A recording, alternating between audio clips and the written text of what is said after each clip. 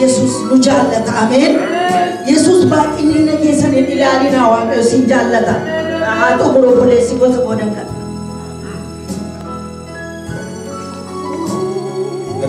Yo faito eye akusa ndeya ila ya Waaqayyo kana bolte wanta siif barbaachina of keessaa baase wanta siif hinta wanta ufna keetiif hintaan ofirraa duguugee gatee sitti jiraachuudhaaf of kennee bedhaatu Waaqayyo of kennee jireenyi kee kunis immoo buleetti haaraa ta'e dhugaa Waaqayyo Waaqa jiraataan isinitti hima ila dhugaa Waaqayyo Waaqa jiraataan isinitti hima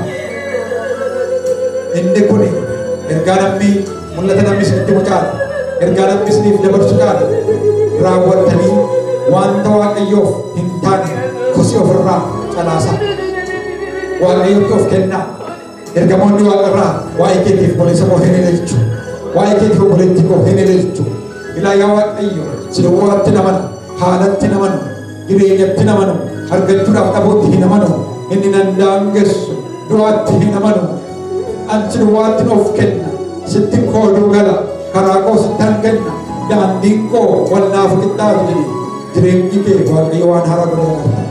Ila indi berat era terhadap deh, hieron karena kemas marasi kabat agar, ajikan dua ber, karena Waaqayyo.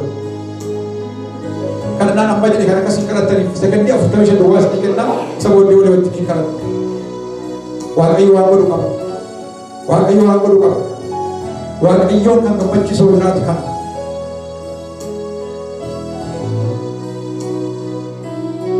bara ergamootaa waan hundumaa dhiisaniitu miila Phexros jalatti walitti qabu turanii waan qabanii gurguranii ayyaanni Waaqayyoo isaanirraa waan hundumaatiin humnaan ture ayyaanaan ture Waaqayyo eebbaan ture Waaqayyo humnaan ture Waaqayyo mul'ataan ture Waaqayyo atis yeroo kana gootu kan Waaqayyo mul'ata keessiif bara yeroo ati kana gootu adiinnis kan inni sirraa bakka Karena Tuhan dan wajah Tuhan katihin kamu.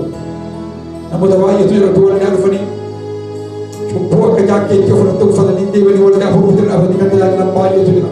Waktu juga orang besar bahaya. Haleluya.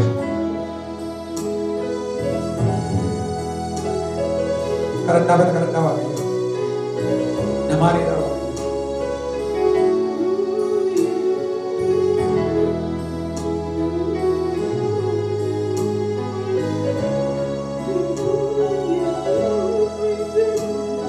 Ya Waaqayyo gooftaa si kadhannaan balalisti baay'ee gooftaa si fuuldura jirra nuti dubbattee tapha qaamkee ulfaatu sagalee keessa jiraachuu ganneen nu gargaaru kana booddee yaa Waaqayyo haalatti akka nuti haalatti namanaa jedhu jireenyatti namanaa jedhu waan dhageessatti namanaa jedhu waan namoota warqaan darbaratti namanaa jedhu yaa Waaqayyo kana hundumaa dhiibnes nu waatam nu gargaaru maqaa Yesuusiin nu gargaaru gooftaa kana booddee ilaa Ani sebila borjina kapsa, engkara sebila nan urresa jette ya Waaqayyo.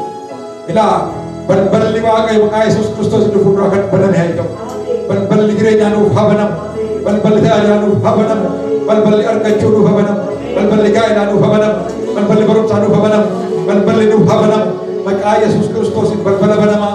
Bitaaf mirgaan balbala banamaa. Jireenyatti balbala banamaa. Milkaa'ummaatti maqaa Yesuus Kiristoosiin waan dabarsuuf si agarra. Balballi kamiyyuu gooftaa siin qabu ati dhufuurra deemtee balbala bakka maqaa kee ulfaatu sagantaa keenya irratti ulfaatu afaan sagantaa keenya irratti ulfaatu maqaa Yesuus Kiristoosiin ameen. Obboleessi keenya dhufee